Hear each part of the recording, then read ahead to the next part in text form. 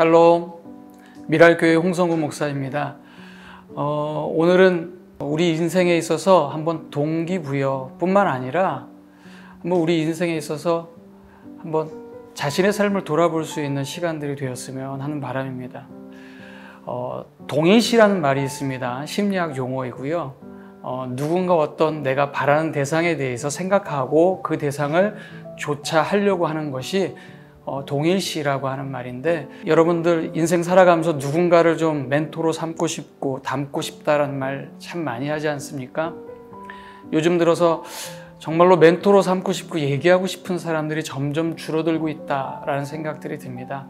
저는 오늘 열왕기상 19장 3절과 4절의 말씀을 통해서 엘리야를 통해서 한번 우리의 삶을 한번 동일시를 다시 한번 점검하고 돌아볼 수 있기를 바랍니다. 말씀에 보면 이런 말씀이 있네요. 그가 이 형편을 보고 일어나 자기의 생명을 위해 도망하여 유다에 속한 브엘세바에 이르러 자기의 사환을 그곳에 머물게 하고 자기 자신은 광야로 들어가 하룻길쯤 가서 한 로뎀 나무 아래에 앉아서 자기가 죽기를 원하여 이르되 여호와여 넉넉하오니 지금 내 생명을 거두시옵소서. 나는 내 조상들보다 낫지 못하나이다 하고, 우리가 잘 알고 있는 성경의 인물들 가운데서 굉장히 위대했던 인물들을 꼽으라면 모세, 엘리야 이런 사람들을 꼽을 수 있을 것입니다. 근데 성경을 보면 과연 엘리야가 우리가 알고 있었던 엘리야였나라는 생각이 듭니다. 왜 그렇죠? 왜냐하면 이 말씀 하루 전에 하나님의 은혜 속에서 갈멜산에서 바알과 아세라 신의 850명과 대적했었던 사건이 있었습니다. 여러분이 잘 알고 있듯이 갈멜산상에서 하나님의 불이 떨어져서 그 하나님의 제단을 물로 다 덮었던 그 제단을 하나님께서 다 마르게 하셔서 번제로 받으신 사건을 보게 됩니다. 얼마나 멋있었느냐 하면 영화의 한 기록처럼 우리에게 남겨져 있습니다. 주변에 있던 많은 사람들이 바알을 위하여 자기의 몸을 자해하면서 자기의 신이 임하기를 위해서 간절히 애썼지만 엘리야가 볼 때는 그들이 원하는 바알은 움직이지 않았습니다. 재미있는 장면이 일어났죠. 팔짱을 끼고 약간 비스듬히 누워서 말씀엔 없지만 아마 지문에 그렇게 나왔을 법합니다. 야, 너희의 신이 졸고 있나 보다, 자나 보다 조롱하는 그 모습들은 정말 멋있기까지 짜릿하게까지 합니다. 그런데 그 말씀이 지나고나 하루가 지나서 기손 강가에서 850명의 바알과 아세라의 그 선지자를 다 죽이고 났었던 그 늠름했었던 그 엘리야의 모습이 사라지고 말았습니다. 그 사라진 모습은 바로 이세벨이라고 하는 여왕, 그 옆에 있었던 아합의 부인 때문에, 황후 때문에 벌어진 일이었었습니다. 여러분 이해되십니까? 도무지 이해되지 않지 않습니까? 그 위대했었던 하나님의 사자, 선지자가 지금 초라하게 자기의 목숨을 구걸하고 있습니다. 그리고 아니 차라리 하나님 나를 죽여주시면 좋겠습니다라고 얘기하고 있습니다. 이해가 안 되어진다고요? 저도 처음엔 이해가 안 되었습니다. 그런데 여러분, 우리의 일상이 늘 이렇다는 것입니다.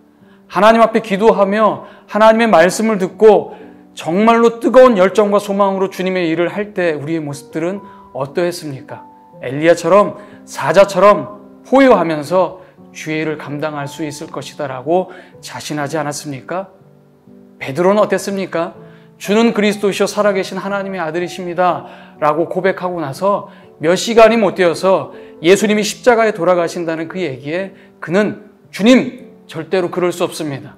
주님은 그렇게 돌아가실 분이 아니고 나와 함께 하나님의 나라를 멋지게 이루어서 이 땅에 이스라엘을 회복하셔야 합니다라고 외쳤던 자 아니었습니까? 그때 뭐라고 주님이 그에게 말씀하셨습니까? 바요나 시몬아라고 말씀하시며 그에게 영광을 위해서 네가 하늘에서 기도하면 하늘에서 열릴 것이고 땅에서 매이면 땅에서도 매이고 풀리게 된다라는 그 귀한 역사의 말씀을 그가 받았음에도 불구하고 그는 예수님의 그 사역을 인간의 눈으로 바라보고 무너지고 말았습니다. 그 사건 속에서 예수님은 베드로에게 이렇게 말씀하십니다. 사탄아, 물러가라. 너는 나를 넘어지게 하는 자로다. 사람의 일을 생각하고 하나님의 일을 생각하지 않는다라고 말씀했습니다. 엘리야가 하나님의 일을 멋있게 했고 그 멋지게 그 하나님의 번제를 통하여 역사했었던 그 일들이 이세벨을 통하여서 무너지고 말았습니다. 나는 내 조상 열조보다 낫지 못하다라고 생각하며 절망했습니다. 우리의 모습도 이런 모습 속에서 무너지고 동일시 되어져 있지는 않습니까? 그래서 여러분 어떻습니까? 내 삶의 모습들이 하나님이 원하시는 대로 달려가다가 자칫 힘들고 어려운 일이 있을 때 우리는 쉽게 좌절하고 무너집니다.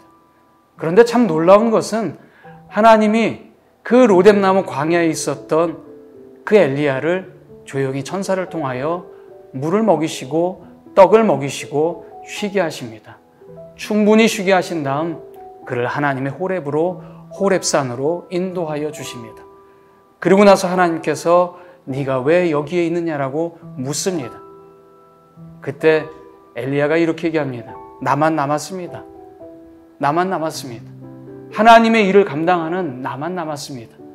주의 일을 감당할 때 우리는 늘 그런 생각들을 합니다. 그리고 힘들고 절망일 때 우리는 늘 이렇게 얘기합니다. 하나님, 나 혼자 주의 일을 하는 것 같습니다. 그런데 여러분, 실로 그랬습니까? 아닙니다. 하나님은 엘리야에게 이렇게 말씀하십니다. 바알에게 무릎 꿇지 않은 7,000명이 남아있다라고 말입니다. 더 놀라운 것은 지진 가운데서, 불 가운데서, 바람 가운데서 하나님의 음성은 들리지 않았습니다. 조용히 모든 것이 끝나고 나서 하나님 앞에 내 자신을 돌아볼 때 그때 하나님의 음성이 들리기 시작했고 엘리야의 제2의 사역이 시작될 수 있었다는 것입니다.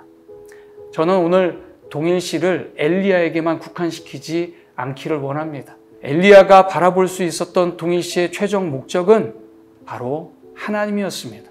하나님은 우리가 그 눈을, 그 시선을 뜨기를 원하십니다. 그것을 성경에서는 믿음이라고 말합니다.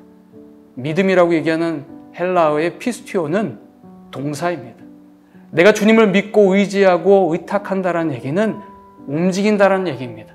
내 마음의 결단과 의지와 생각을 내려놓고 하나님을 온전히 붙들고 그 주님과 함께 동행하기 위하여 몸부림치는 삶을 살아갈 때, 즉 하나님의 시선으로 내 시선을 바라보며 동일시할 때 우리의 삶은 주님께서 이끄시는 제2의 사역을 멋지게 이룰 수 있게 된다는 것입니다. 사랑하는 성도 여러분, 힘들고 어렵고 낭망스럽습니까? 그러면 그것을 바라보지 마시고 주님을 붙들 수 있기를 바랍니다. 주님이 주시는 그 공급하심과 힘을 통하여 여러분 승리하시고 그 믿음의 시선을 통하여 하나님의 뜻을 이루는 이 땅의 거룩한 하나님의 그루터기가 되시기를 간절히 소망드립니다. 감사합니다.